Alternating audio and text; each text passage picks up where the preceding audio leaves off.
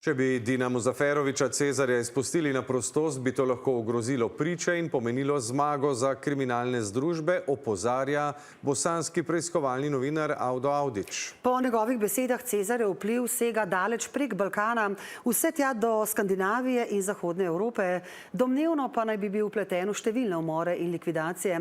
Sodijo mu tudi, kot je znano, za umor Satka Zovka, ki je bil v Ljubljani ustreljen predlanskega novembra.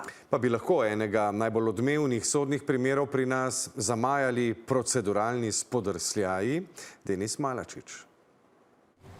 Informacije, da bo poskrbljeno, da bo primer likvidacije Satka Zovka padel na sodišču, naj bi se v kriminalnih krogih pojavile že lani. Oni sad misle, ako je započelo, ako je pronađeno zapravo neki dokaz prikupljen na nezakonit način, svi drugi dokazi koji proističu iz tog dokaza su nezakoniti. Tudi odredba za hišno preiskavo, kjer je bilo torej v stanovanju, kjer je bil prijet domnevni vodja te združbe Dino Muzaferović in še eden od tedaj osumljenih, je bila najdena tudi večja količina droge in orožja. Žist in Šepec sta v včerajšnji oddaji 24 ur zvečer opozorila, da bi izločitev ključnih dokazov lahko močno oslabila obtožnico in tožilca pustila brez najpomembnejših dokazov.